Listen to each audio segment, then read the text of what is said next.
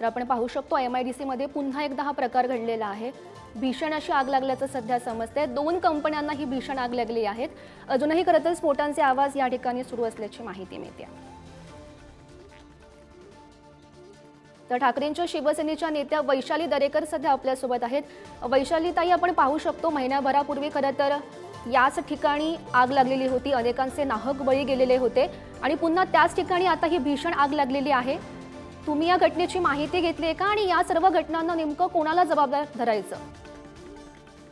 घटना अतिशय वाईट आणि भयानक आहे, कारण आताच महिन्याभरापूर्वी आपण ह्याच महिन्यात आपण बघितले एका कंपनीचा स्फोट झाला आणि आजूबाजूच्या 3-4 कंपन्या त्याच्यामध्ये खाक झालेल्या आहेत। त्याच्यातच आता दुसरी ही घटना घडलेली आहे। मला असं वाटतं की अजूनही MIDC आणि कंपनीचे जे चालक आहेत ते तेवढे त्यांनी सिरियसली घेतलेले दिसत नाहीये सुरक्षिततेच्या बाबतीत, कारण आजही दुसरी घटना घडते म्हणजे फारच कठीण आहे। आणि सरकार सुद्धा मला असं वाटतं की फक्त निवडणुका आणि ह्याच्यातच मशगूल झालेलं होतं। त्या दिवशी फक्त आले तिथे आणि त्याच्या पुढे काही कारवाई किंवा काही सेफ्टी मेजर्स बाबत काही कारवाई झालेली दिसत नाहीये। वैशाली जी, तुम्ही घटनास्थळी जाणार आहात का, पाहणी करणार आहात का जाऊन? हो, जाणार आहे। मी तिथे जाणार आहे। आमचे काही कार्यकर्ते तिथे पोहोचलेले आहेत, ते तिथे जवळच राहतात आहेत MIDC भागातले कार्यकर्ते आमचे तिथे पोहोचलेले आहेत। हो वैशाली जी, खरं तर आपण पाहू शकतो की आधी जेव्हा घटना घडली होती त्यानंतर पुन्हा ही घटना घडणं, त्यानंतर फायर ऑडिट या ठिकाणी केलं जात नाही अशी तक्रार आहे।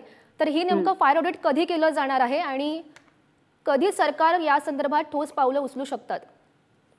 मला वाटत नाही सरकार याबाबत फार सिरियस असेल, कारण ही घटना बघा, आता तुम्ही आज समोर तिथे शाळा आहे, आजूबाजूला नागरी वस्ती आहे, बफर झोनची अशी तशी करून टाकलेली आहे, तिथे कुठेही बफर झोन उरलेला नाहीये, कंपन्यांसाठी जागा विकून टाकलेल्या आहेत। म्हणजे जे सेफ्टी मेजर्स घ्यायला पाहिजेत ते न घेता आज कंपन्या वाढल्यात तिथे, आणि त्याही एवढ्या धोकादायक आणि म्हणजे आपण म्हणू शकतो की आज स्फोट झाल्यानंतर आपल्याला त्यांची भयानकता दिसते आहे। तर असं सगळं असताना मला वाटत नाही सरकार त्याच्याबद्दल एवढं सजग आणि सावध असावं, नाहीतर ही घटना परत घडलीच नसती। त्यांनी अशा कंपन्यांना ताबडतोब नोटीस देऊन त्यांचे सेफ्टी मेजर्स काय ते चेक करायला हवे होते, पण तसं झालेलं दिसत नाही, अन्यथा ही घटना घडलीच नसती। वैशाली, आपण पाहू शकतो 2 कंपन्यांना ही भीषण आग लागलेली आहे आणि आग ज्या ठिकाणी लागलेली आहे त्याजवळ एक शाळा सुद्धा आहेत, वस्त्या सुद्धा आहेत। त्या ठिकाणी काही लोक होती का? तुम्ही या संदर्भात काही माहिती घेतलात का? नाही, मी तिथे आता पोहोचणार आहे। पोहोचल्यानंतर मला कळेल की कोणाच्या घराचं नुकसान किंवा कोणाचं असं जीविताचं नुकसान झालेलं आहे का, शाळेमध्ये काही दणका बसला त्याच्यामुळे काही झालंय का। काही वेळेला प्रत्यक्षात एखाद्याचं नुकसान दिसत नसेल तरी काही वेळेला त्या धक्क्यामुळे मुलांना त्रास होऊ शकतो, ते ट्रॉमामध्ये जाऊ शकतात, त्यांना काहीतरी होऊ शकतं मुलांना त्या धक्क्याने, पण ह्याचा विचार कोणी करत नाही, कारण शारीरिक इजा दिसत नाही ना समोरून, तर मग काही इजा झाली नाही असं बोलून मोकळे होतात, पण तो धक्क्यामुळे लागलेलं नुकसान पण फार असतं जे मानसिक असू शकतं। लहान मुलं आहेत ती, कारण शाळेतली। हो हो, त्यांची जबाबदारी सरकार घेणार आहे का? सरकार याचा विचार करणार आहे का की आपण काय कशावर, म्हणजे ज्वालामुखी म्हणतात ना, ज्वालामुखीच्या तोंडावर तुम्ही लोकांना आणून बसवलंय।